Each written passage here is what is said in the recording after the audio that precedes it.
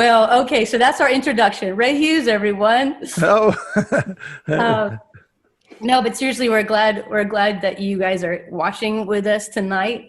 And I'm here in Jacksonville, Florida.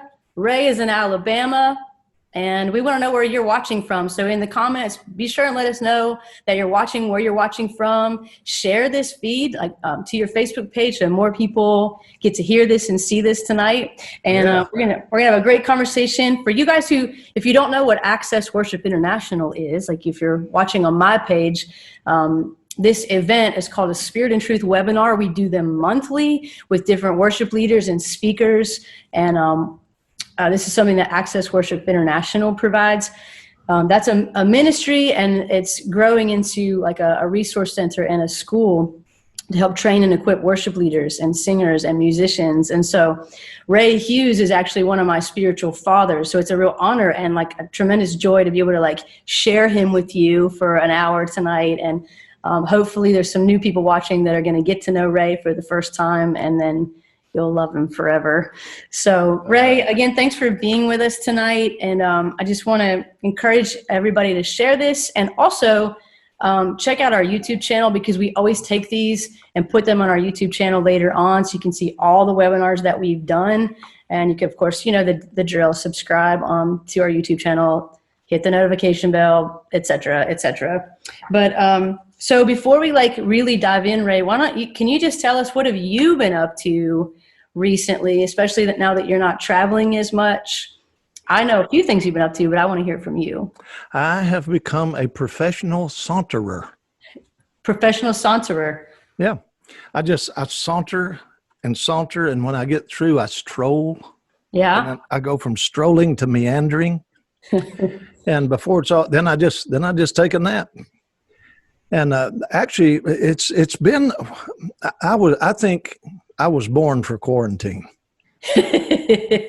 This to me, when it first started, immediately as this thing started happening, of course, my last trip and my last journey, I was in England. And I was over there at Abbey Road and all these wonderful places with amazing people and all these incredible creatives and movers and shakers and culture shapers over there, Yeah. Then I came back home and I did one other meeting in Nashville. So then the weekend of Nashville, that's when it all just locked down. Our world changed. It went away. And at first you just feel like, did this really happen? What just really happened? And one of the first things I felt about the whole thing is, wait a minute, this is about to be the church's finest hour. Mm. And now, for me to tell you that this thing has been just all a big bunch of stuff, bunch of wonderful joy, no. But I'll just tell you, very quickly, I got into anticipation more than I did anxiety. And for some reason, I just couldn't shake the anticipation. And now, again, lest you think I'm some sort of super spiritual guy, no, I had my thoughts too. I'd wake up in the middle of the night saying, is this really the world we live in now? And so on. But very quickly, I found a whole new rhythm. And it was one that I was excited to be in for some reason, or numerous reasons. For one, I saw, I've realized for a long time, there's quite a dramatic difference in isolation and solitude. Yeah. So if you're in isolation, not only, if you're in isolation will get in you. And when isolation gets in you, it can become a very dark thing because you feel, the enemy loves to isolate us. And then when he isolates us, then he can bring his darkness to your life. Sure.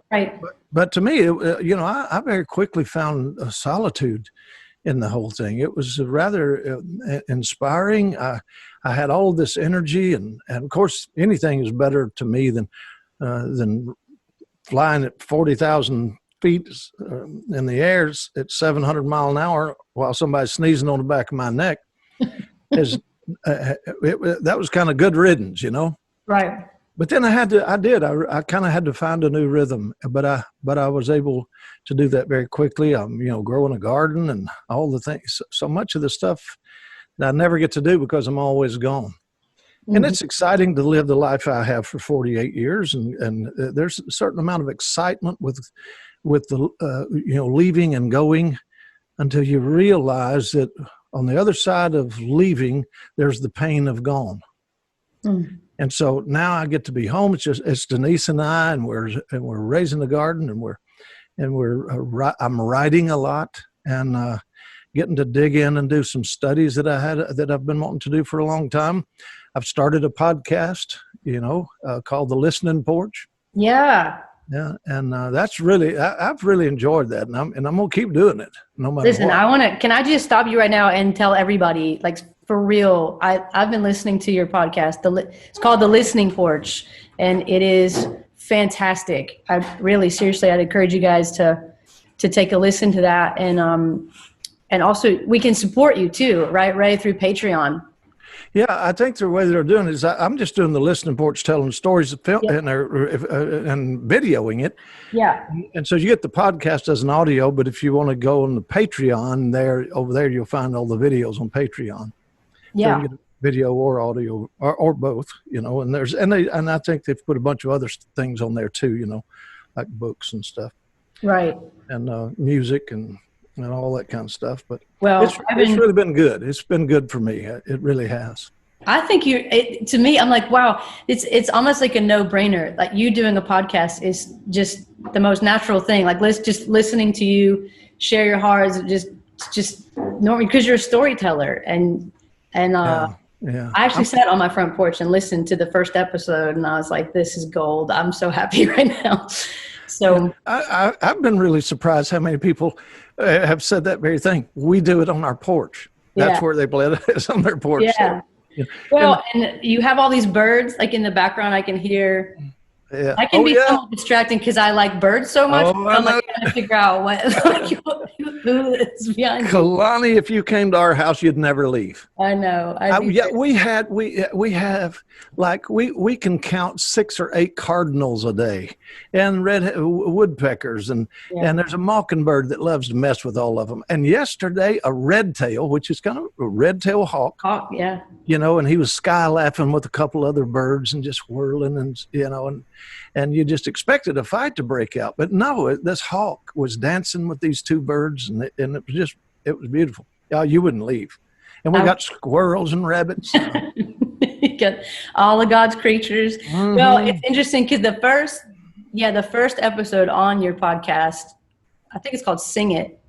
And you start talking about the birds, so of course I was hooked right away. But I loved one of the things, and maybe you could share it with us, but like you were talking about the pre-dawn song.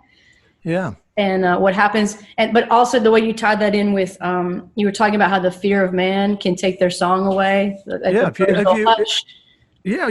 you've ever, like, deer hunters or hikers or anyway, you're out in the forest, you're walking through the forest, and you hear, the birds are singing, and the leaves are leaving, and the worms are worming, and all all of creation is just doing what all of creation does, and it's teeming with life. And when you walk into that forest, all of a sudden it'll go silent. And the reason the birds stop their singing is because the fear of man takes our song away. Mm. And, we're created to be responding as we were created to do. We're to respond vocally and sing our song. I don't know, you probably know this, but birds, you can go 3 miles down the road and the birds will actually have a different accent. Hmm. They actually sing, the very same species of bird will sing in a different key if they're inside a city around concrete and around hard surfaces. They sing a different key.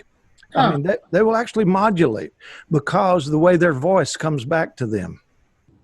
Interesting, yeah. So they are these beautifully.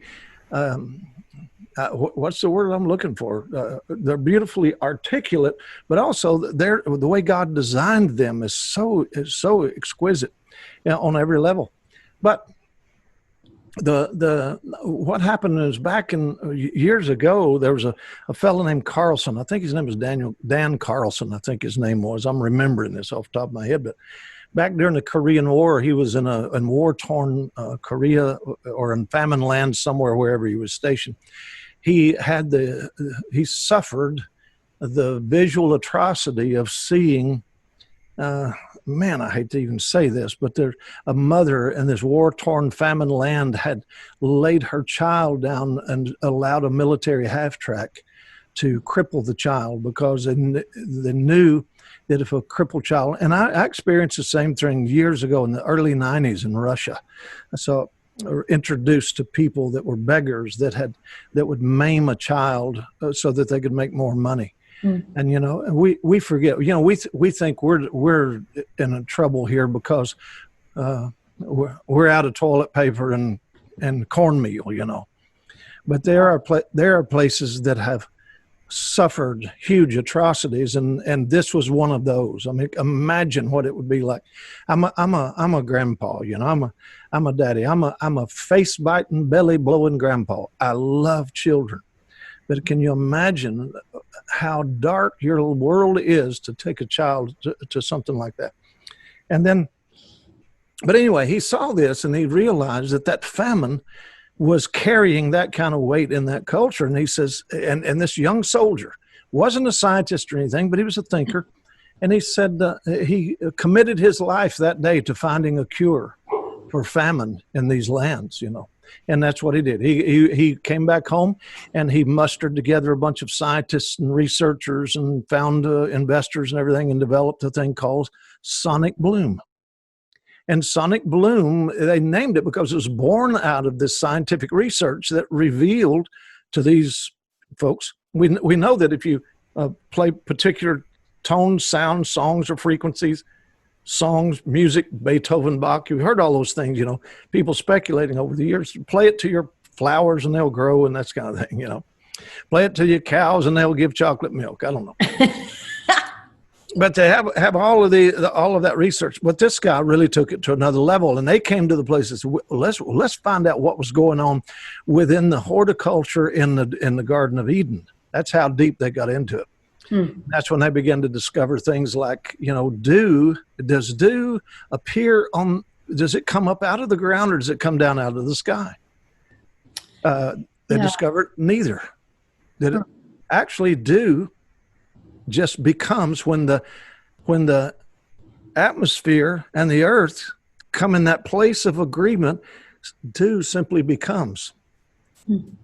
And it's heaven and earth finding agreement in that moment that brings dew to the earth. Wow. Interesting. But anyway, through all of that, that's when they discovered that you could play particular tones or sounds or frequencies and cause plant life would actually respond. And that's when they discovered that the songs that the birds sing across the frequencies in the sound spectrum, those birds are producing not the mating song, not the territorial song, but there's one called a pre-dawn song that just a few milliseconds right before the sun awakens the day, they sing these particular notes that causes the stomata in the plant life to open up and receive the dew and the atmospheric nourishment all the way to the root. And that's how they discovered pre-dawn song. And so they started replicating those sounds and tones and frequencies across and using these huge tone generators and speakers, firing them into cornfields and into watermelon patches and all this kind of stuff, and discovered 400% increase in the harvest. And they have, and I've got all the documentation somewhere over here. All these big, you know, like watermelons you can't get on a truck. And corn stalks 18 feet tall. People standing on 10-foot ladders to reach the top of corn stalks and all this. And discovered also that you could create 4 harvests in a year rather than one. And really? Famine lands. And then, of course, you know, all of the agri-systems and all the, you know, the bad guys had to control that situation in some way. But yet, to us, what does it say? let's get past the politics and all that. When you get past all of the politics, that means that there's a song that the birds can sing that awakens the dawn and brings the harvest. So we cannot be those that allow the fear of man to take our songs away. We're right now heading into a season of harvest that it might look like we're in pestilence and disease and pandemics and all these other things that can take our song away. But it's important that we not lose our song, because out of this war-torn, famine world, and the famine is also in the sound mode. Did you know that?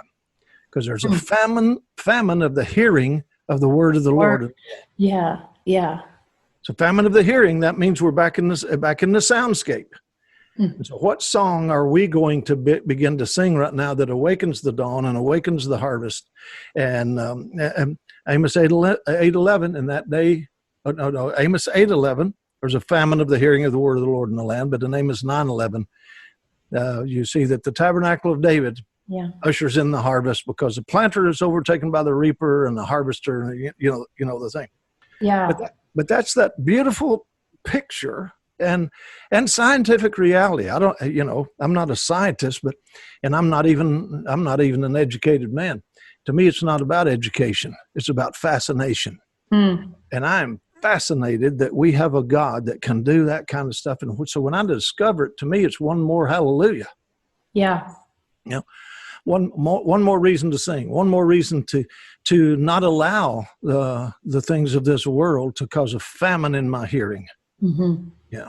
So do you have it when you talked about like now is not a time for the fear of man to steal our song away, and the kind of songs that we're going to be releasing as this harvest comes in? Do you have any sense of like, what is the Lord wanting to release through us right now when it comes even to literal? I mean, I know there's like the song that of our lives, of course, but very specifically, do you feel like there's healing songs coming, or like, do you have a sense of what the Lord might be doing with that? Yep. Yeah. I feel like this is a time. You remember, here it sounds like a ruthless plug again, but I have a book called 107 Things I Forgot to Say About Worship, Creativity, and Music.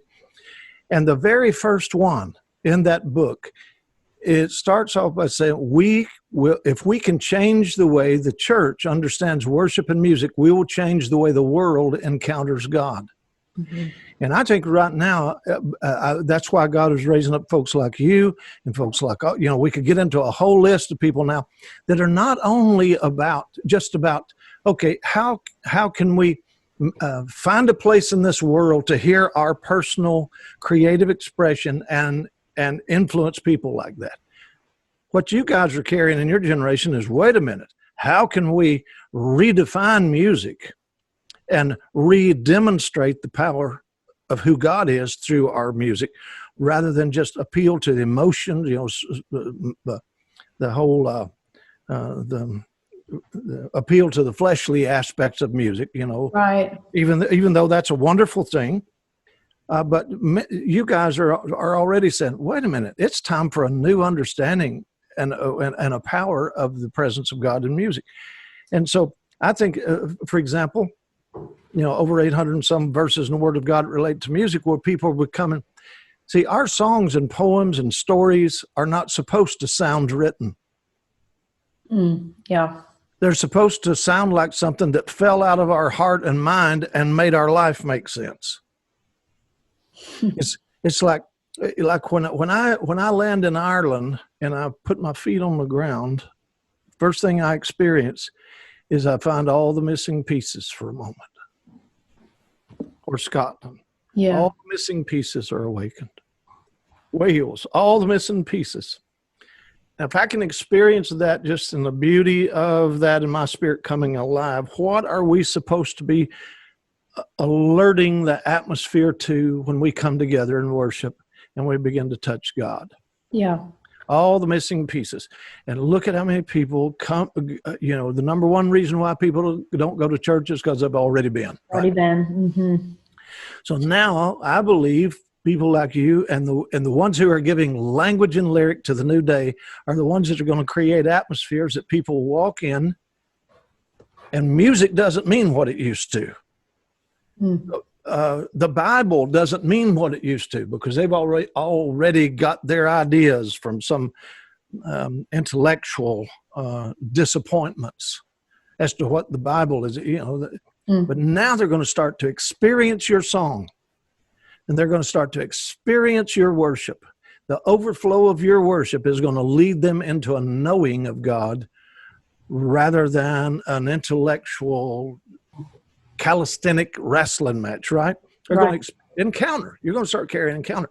And one of the ways I believe that'll happen is because our worship and our creativity and our music is going to be able begin to, for example, the word Selah in Scripture, we don't even know what that is. 99% of pastors and teachers and Bible teachers, they don't know what that is. 99% of the worship leaders that are out there today, they really don't have a biblical, culture-shifting, world-shaking understanding of music. And I think that is about to change in a powerful and dramatic and visible way. We're about to experience it very differently, because the Word of God is going to be experienced now through the songs, through the Psalms.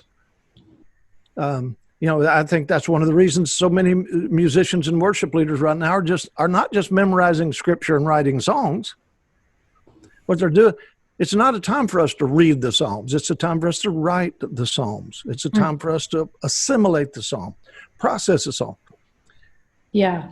See, when I said our songs are supposed to sound like something that fell out of our heart and mind and made our life make sense, they tell us things we didn't even know that we already knew. When you hear a song that didn't sound like it was a contrived thing, and songs then help us realize just how deeply we can know God.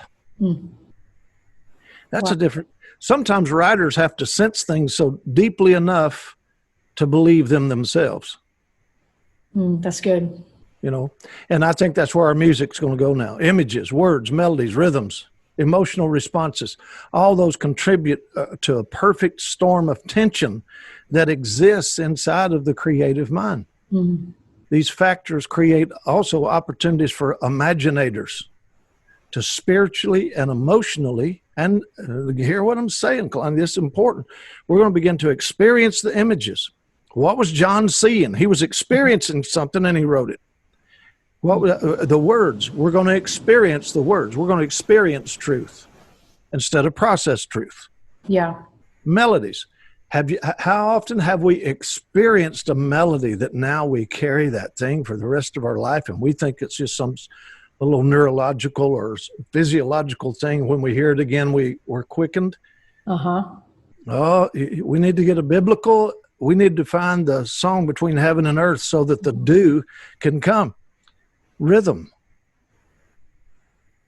I think we're supposed to experience rhythm in such a way that they reveal transformative truth. And I think that's where we're heading very quickly.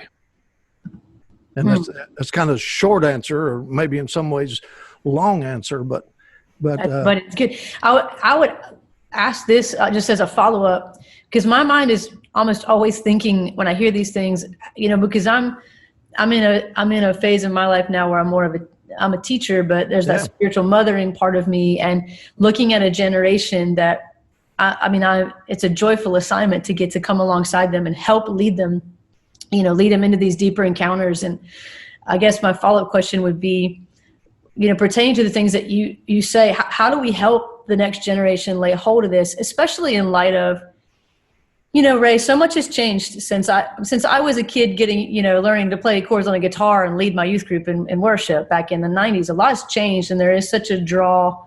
There's a lot of comparison, obviously, social media, the big platforms, and I want to help a generation focus on the right things and the main things, and have a depth in the spirit and an understanding of this thing we call the prophetic, and how to release the sound of the Lord. Like, do you have anything, like any nuggets on that? How do we seed this into a generation? I mean, obviously there's some things they need to experience, obviously, but I think if we can give them permission to embrace the language that we carry, Yeah. and many times just they hear idea, never dreamed of that, never thought of. I mean, simple things like the process that was in David's life, from one longing for the courts of the Lord and the presence of God, his longing became lyric, his lyric became language, his language became literature, and that literature became the liturgy. You know, things like that. I like to. I mean, you're asking an honest question. I like to create like this. Some people going to tell you stuff about stuff, and some people are going to tell you important things about important things. Mm-hmm. And then some people were born to carry forever words. Hmm. And that's what people like you, Kalani, say. I mean, you're a thinker and you're a bright, articulate person, but you don't want to give your life to telling people stuff about stuff. Right. What you want to do is you want to carry forever words. And forever words will awaken the gift in them, because that's what the prophetic thing is all about. Is not telling you how to do and what to do. Mm-hmm. It's awakening who they are. And so good. And I think we just keep giving them permission, because they already got the longing. We got to steward and cultivate and I don't want to use the word promote, but we got to celebrate the longing that's in them. I love that. Yeah. Yeah, and because that longing will find the lyric, mm-hmm. because that's what I'm talking about. Are supposed to songs you write supposed to sound like something that fell out of your heart, because you're writing the real, genuine, authentic you is coming to the page. Yeah. I wrote a thing. Go ahead if you got some. No, I was just going to ask you. You were holding a book for a while. I didn't know if there was something you were. Oh, I was just going to have some fun with that. We don't even have to do that. I'll just give you I'll tell you the point I was going to make with it. Okay. And I am sorry. I'm an old guy, so I never know where to look. I look at you on the screen, and then I look at the camera sometimes, and then yeah. Well, you know, old folks. I mean, I can't even figure out this selfie thing. I'll try to. Where do you look? And I'll wind up taking a yawsy of half the. A yawsy. I'm like, that should be a thing, y'all. I know, but it just never works for me anyway. So if I'm looking in the wrong place, people please don't think I'm okay. All right. I thought I had a thought. I've got a lot of old books here, as you can see, but this is an old book called The World's Great Sermons. Hmm. Now, what is the lyric of our life? What is the poetry of our heart? What is the message that we carry? I think we talked about this last time. It's not all things, in this season we're in especially, we need to know all things work together for good for those that are called, that love God and are called according to his purpose. Loving God is a part of worship. All things work together for good. We got that. Here's the one. Here I want to change one word. Not for those that are called, because Kalani is not called to awaken these young generation. It's not a calling that puts you there. It's a caring that puts you there. Mm. And because you care, you're willing to go after that. And that tells us that it's not about building a ministry. It's about how am I going to give my life away? Mm. Okay. Now, in the time we're alive in right now, because you care, you're willing to give your life away. All are called according to his, and there's the key, purpose. Okay. Purposes are about to be revealed right now that we had no idea the kingdom was even about. Yeah. Hmm. There are things that God is doing and setting in motion right now across the nations of the earth right now that did not see that coming, could never have dreamed, could never have even imagined. I mean, how many years of maps and charts and eschatology and all the pre-rapture stuff, after all of that, and now there are going to be purposes that we never did grasp. God's going to reveal himself in beautiful new ways. Now, here's why I was holding the book. It's because great sermons. This is volume number whatever I don't know. It's Roman numerals, and I'm not very Roman. But, no, it's actually volume number 7. Strangely enough, but I don't know how many volumes there are in this. This is a very old book from the 1800s, but it says, and it has a preacher named McGee preached this message right here. This is a great sermon, world's greatest sermons. A guy named McGee. I've never heard of this guy. I can tell you this, William Connor McGee, Archbishop of York, was born in Cork in 1821, educated at Trinity College. I've been there many times. That's in Dublin. He was ordained in 1844, and it goes on to give a little bit of his bio. And Dr. McGee was pronounced by canon. And then it gets down here to be it says that he was a Irish disestablishment. His speech in the House of Lords in 1869 against Irish disestablishment was said by the highest authorities, as quoted by Lord Salisbury, to be the finest speech ever delivered in either House of Parliament by any man then living. His oratory was characterized by clearness and terseness of expression, while his full-toned voice was capable of sounding every gradation of feeling. He died in 1891, 3 months after his enthronization in Yorkminster. I never heard of this guy. I never heard of McLaren, this other guy here. Gives us beautiful... I've been so convinced that I was best serving all of... he had all of this potential for being a great politician. But then he decided... he was... I'm going somewhere with this. Don't be afraid, Kalani. I'm not scared. 12 years he preached at Southampton. After many years, besides an impressive face and figure, he brought to the pulpit a ripe scholarship, an almost perfect English style, an uncommonly vigorous personality. The keynote of his life and character is disclosed in his own words, uttered in Manchester. I have been so convinced that I was best serving all the varied social, economical, and political interests that are dear to me by preaching what I conceive to be the gospel of Jesus Christ, that I have limited myself to that work.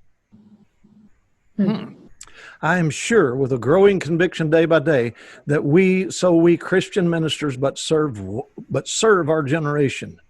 My work, whatever yours may be, is and has been for 38 years, I hope will be for a little while longer yet, to preach Jesus Christ as the King of England and the Lord of all of our communities and the Savior and the friend of the individual soul.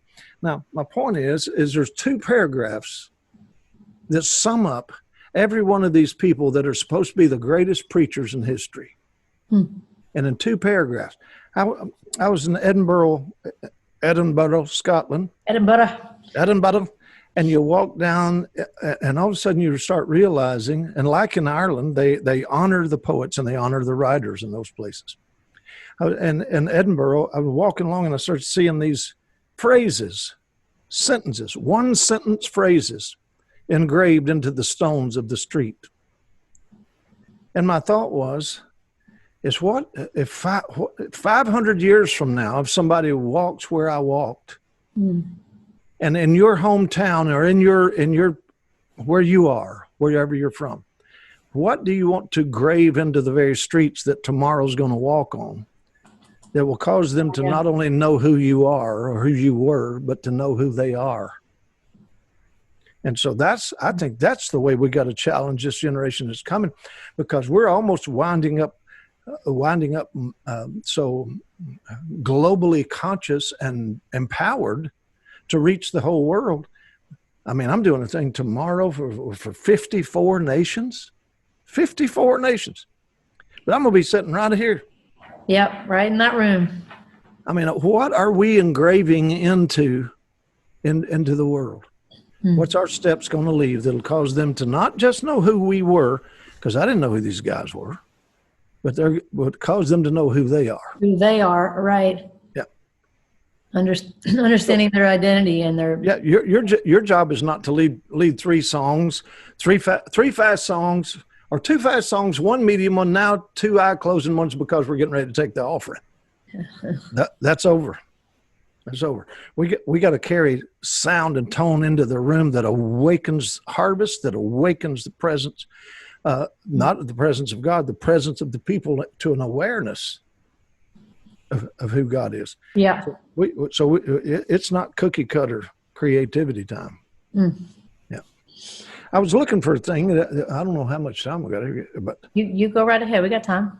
I had a thing that I was going to on this last trip when I was headed over to. I'll find it here in a minute. I was headed over to England. This might be it right here, but I should have started it off different. So that's not it. Yeah, I was heading over to England and to do that thing at Abbey Road and a thing for Graham Kendrick called the Songwriters Consultation. It had all these amazing, wonderful people. I have fallen in love with these folks in England. and I always go to Commonwealth Church, I think it's called. It's the Andersons. It's just, and I do like 10 cities, 10 days is what I do. I hit the ground running, and then I come home. On the way over, I knew I was going to be ministering at all these wonderful places and meeting these people. And so I was going to get a little sleep because I got so many meetings I got to do. So I laid down and I started going to sleep. I was blessed to be able to fly first class, so I could actually sleep on the way, you know. And so about 3 o'clock in the morning, I was jolted awake. I mean, just like startled awake.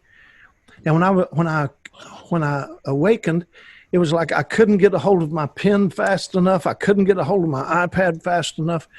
It was one of those, and I'm not trying to overly spiritualize this thing, but just all of a sudden there was just this flow came out of me, and that I felt that I was supposed to write to the creative community. And so I did. And if it's okay, I'll just read this. It's not very long. Yes, please read it. Yeah. But you know how it is. Sometimes your hand can't catch you. You know, I love those. But this seemed to carry a prophetic weightiness that I wasn't expecting. But songwriting is not just about hearing a new sound and writing it. It's also about hearing old silences and allowing them to speak. For some of God's most honorable attributes and greatest expressions of his grace and love have flown to the earth only to be taken captive by religious trends and silenced by time. Wow. Some of the deepest expressions of his nature have become redundant rhetoric trapped in rhyme, held hostage by superficial surface chatter and married to cultural relevance. Every time creativity occurs, God reveals another facet of his infinite nature. Yet, churches all over the world have opted to sink everyone to the lowest common denominator creatively and call it unity. That is not unity, that is sameness. Why would they want sameness? Because the sameness is safe. It's theologically safe, it's culturally safe, it's financially safe.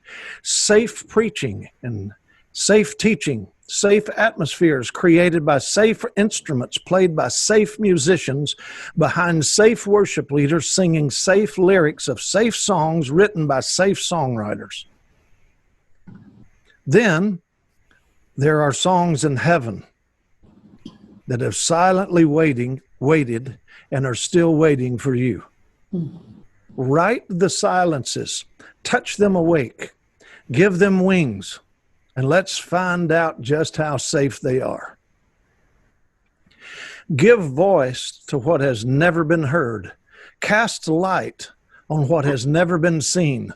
Welcome a beauty that has never been known outside of Jasper walls. Worship songwriting is creating a language that invites seekers into a deeper experiences with God. Worship songs should reveal unforeseen wonders and unapologetically pour them into people's hearts. Ask for wave after wave of astounding revelations of God that simply must be sung rather than continually revisiting semi-familiar sounding melodies wrapped safely and stylishly in well-known images and common phrases with predictable lyrics. If we revisit the old without reconsidering and revealing something fresh and revelatory, on some level, we deny creativity its truest voice. There's nothing new under the sun. Well, look above it then. Imaginators have the capacity to become revelators if we would just raise our eyes in song.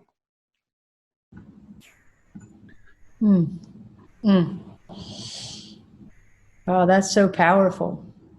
Sorry. No, won't be. Hang on, everybody. Take a swig. I just need a snort of pond water.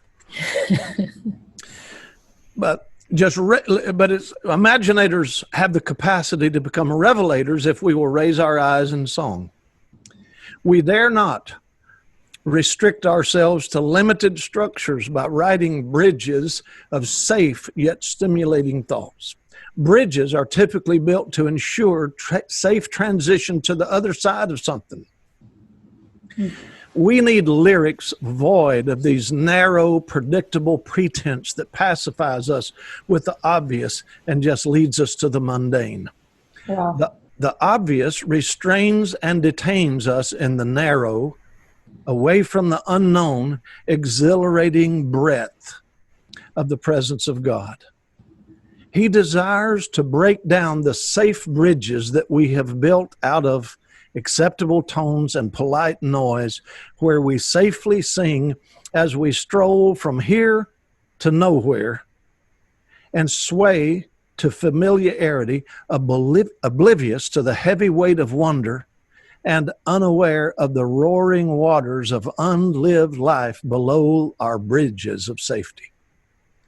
We were created to compose lyrics and language with truths powerful enough to destroy the man-made structures, the bridges that sustain us, and suspend us above the rivers that we long for, and yet disallow the heights that call to us to become real to us.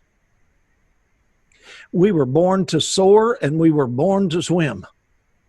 Let some walk and linger safely above the water if they will. Let some, but not you. Not you, Kalani. You were created to write the lilts that lift the spirit in flight and the lulls that bring soaring hearts to rest in the deepness of God. You can stand on a well-placed stone where life is safe and dry, or you can live and lean over the rail and dream and hope and fly. Or you can sing a ladder into the restless wind where awestruck voiceless angels find reason to descend. Your melody gives them wings, and your tempo gives them time. Your lyric touches them awake, and they feel what you call rhyme. They look at you in amazement, and they stand in stillness and in awe that your song is the one that broke the silence inside the jasper walls. For 30 minutes it lingered. There was a sober and a holy hush. And then all that has breath in heaven began to swirl and churn and rush. And the light of endless glory as far as the heart can see, where we fly at the speed of worship and we soar over a crystal sea. So throw your safeness into that wind, because God flies faster than you can fall. And let old silences speak again what you hear behind the jasper walls. Now that whole thing just came flowing, and there's a couple of things that I've even taught on before that were in that flow of thought. But somehow, to me, I just feel like God has prepared all of us. Songwriters, you've been learning how to develop your gift and your skill. Poets, your sensibilities. Prophets, those that are supposed to carry this language that is so full of life. I think we've been prepared for such a time as this. And I think, Jesus didn't awaken the whole world with those words, "Thou shalt worship the Lord thy God, and him only shalt thou serve," until he had been quarantined. Wow. 40 days of quarantine for Jesus meant that he was going to speak to the dark realm and also speak to this heavenly realm. On that mountain, he made the statement, says, "Thou shalt worship the Lord thy God, and him only shalt thou serve." And that's at those words, it stirred the angels, and they moved, and they began to minister. And I think we're about to embark upon a season of real angelic activity happening as a result of us getting our worship first, service second, that language of God's presence. Yes. I think that's where we're heading. And I don't think it's just going to be the three weird people in the service. It's going to see the angels. I think we're about to really start encountering God in ways that couldn't even imagine it. Yeah. Come on. I believe it. I agree with you wholeheartedly on that. And it excites me to think of, like, there's, like, even in the context of songwriting, you're mentioning that, like, I teach on that topic a lot, and I love it. And I love helping people understand, the structure and the fundamentals that help you not be frustrated and getting your ideas together and all that kind of stuff. But I can't, at the end of the day, I can't teach someone how to write a good song that comes from the depths of them. And, like, that difference that comes when you've walked through something, there's something that comes out of a deep well in you, out of an experience with the Lord, a revelation that you get that you can't get by, and there's no other way to get it than to be with Jesus in it. Yeah, I know we've got this huge creative culture now that has been able to connect all of the nations creatively because we have the technology. Yes, which is amazing. Awesome. It's awesome to be alive in this time. It's incredible. One of the first things I got to do creatively was just someone that a friend of mine over in Thailand, who's a musician, reached out to me and said, "Hey, we're going to do this song, and we're going to bring people from different nations." And, it's like that Brady Bunch style video kind of thing. And had all these different languages, everyone singing the same song. And it was like, we could have done this a few years ago. This wasn't even possible. And now look at all the creativity that's actually being pushed out of this time of quarantine. I watched a video today that I think, I forget who put it out, but it's basically, it was a song that they had a whole orchestra. The sanctuary was empty. So the auditorium was empty. So they put the orchestra all in the auditorium, everybody's 6 feet apart with lights on them, beautiful backgrounds. It's a whole orchestra and the worship team. And it was, like, gorgeous. But I was like, that's such a creative expression that there's just the things that are coming out of people right now. Like, hey, we could do this. And it's beautiful. Yeah. It is beautiful. I also think it's going to go to another level, though. I think it's going to go past the uniting the nations in the way we can. Yeah. It's also going to begin to give very distinct tones and tone colors. Mm-hmm. And I'll say it like this: in the middle of all this unified world of technology, all of a sudden, we're going to hear the real sound of England. Come on, yeah. We're going to hear the real sound of Ireland, the real sound of Thailand, the real sound of Japan, the real sound of the Canadian culture that is so beautiful and rich and deep, so overshadowed many times by England or the U.S. or whatever. But there's going to start to become these Tibetan sounds that is going to be. Okay, you know how I feel about, like, the birds having an accent down the road, but these, and I'm trying to not open this subject up very broad right here. I just think there's going to be sounds coming out of heaven that's going to awaken new sound, new song, new language across the nations of the earth. And we're about to experience music in ways we didn't know we could. Yeah. Because we're going to experience the presence of God in ways that we didn't know we could. Yeah. Yeah. And what a time to be alive. What a time to be alive. It's exciting. And to know that more is coming. Like, I've had tastes here and there of things like what you're talking about. I think a lot of us have tasted it. And you're marked by it. You're marked forever. Yeah. Yeah. And you're like, yeah. When that's what it feels like. This is what we want. And there's like that pursuit of, okay, like how can we experience that in a more sustained way? And there's nothing like it when you hear, even like in the times when I've experienced something like that corporately, when you're the worship leader, you don't have to do anything. It's just like the people, there's a song coming out and you can hear the commingling of the voices of the people and something else that's going on in the room that's outside of that. Yeah. The hosts of heaven are there, and that's what we need, and that's what's coming. Yeah, and that keeps reminding me of if we want, and we won't tonight, but to go deep into the subject of revival, how that would happen to a whole nation. But think about this. I've said this for years. I said I don't think that the next revival, if we want to call it revival, that's coming, I don't think it's going to come when the top blows off, in some big event, an explosive, dynamic, emotionally charged thing. I don't think revival comes when the top blows off. I think it comes when the bottom drops out. Mm-hmm.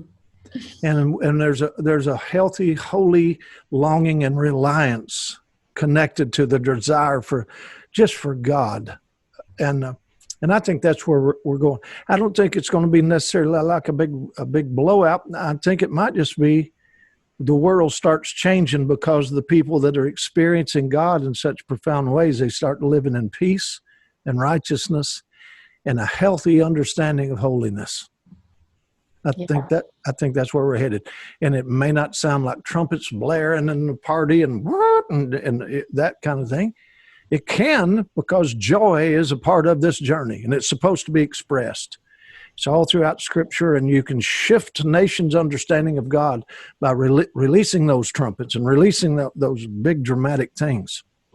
But what comes out of that now is a rightly aligned to the presence of the Father and being a people that are reflecting God's heart, and that's righteousness, and that's peace, and that's joy. But it's also what was the one I gave you? Righteousness, peace, and joy. And living in harmony, living righteous lives, holiness. That was the word. Yeah. And so, which are a lot of some of the old subjects that's kind of been thrown away because they wound up being redefined by people trying to control, rewrite the definition of righteousness all the time. But anyway. Yeah. Well, why don't you, if you wouldn't mind, because I know our time is winding down, would you like to just maybe pray or just pray over us as we're coming to a close tonight? I'd love to.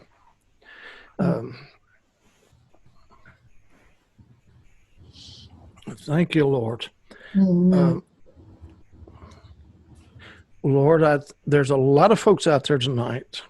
I just suddenly feel like they are hearing forever words to them. They've been waiting to hear the forever words that will awaken them. And, Kalani, you talked about it a few minutes ago. You've had those times where you have that experience that marks you. And so, Lord, could we be so bold as to ask you tonight to mark some people that just got on another one of those Facebook things, but you marked their lives for such a time as this, on this night, that you would meet them in a profound way. Mm-hmm. And Lord, I just ask you to do that because you love them. And tonight you will awaken who they are, and they will never, for the rest of their life, ever be robbed of what you sowed into their spirits tonight. Mm-hmm. And so I just bless them in Jesus' name and thank you for them. Mm. And Lord, bless that Kalani girl in Jesus' name too. Oh, Lord, yes. Thank you. She needs it. Thank you. I'll take it. I'll take Yeah, it. I know you will.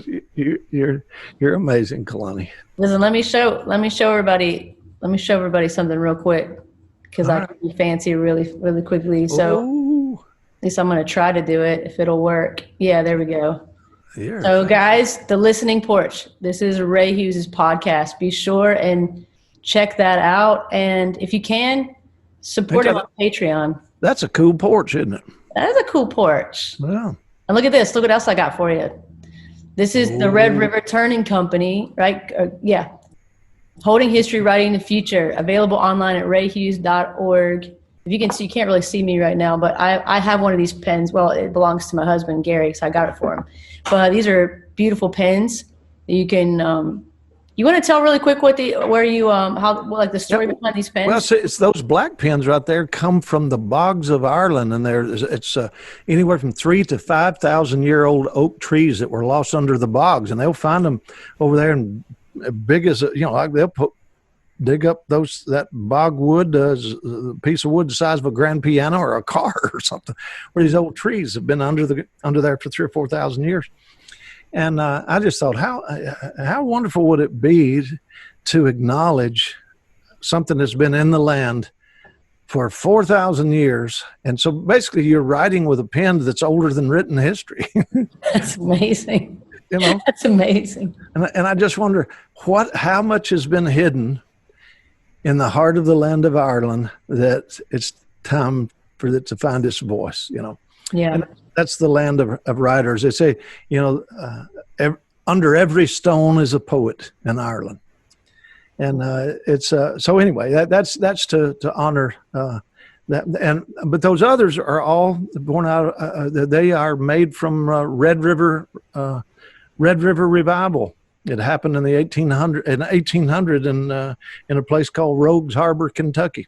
There was a revival that changed America forever. Started there with an old preacher named James McGready, and then some years ago we were anyway. I had the opportunity to get a tree that had been struck by lightning that was going to fall on the old Red River Meeting House. And remember, this is a revival that shaped America's understanding of who God was. In a place called Rogues Harbor, which was nothing but hillbillies, hellions, and outlaws and whiskey runners. And it was a really hard, and it was in 1800, that was the far western frontier. And in that place, a revival came because of this old Scottish Presbyterian fellow named James McGready. And he preached, he was one of those guys. Yeah. So that revival happened there. And then I had an opportunity to get that entire tree after it was struck by lightning. You can get the whole story on the website. On the website, because if I get to telling this story, it'll take a while. Yeah, because here's something you don't know. Something you don't know is a fella came to his to help him preach that revival, who brought a very different message than the old hellfire and damnation. And his name is Samuel McAdoo. And Samuel McAdoo had just lost his wife, had died, and he was brokenhearted. He was hopeless. He knew his life had basically coming to an end. And he got a letter from James McGready, would you come and help me preach this revival? And so he started into his new day with a glimmer of hope that God could use him even after with a broken heart. And he gets there and he preached a very different gospel.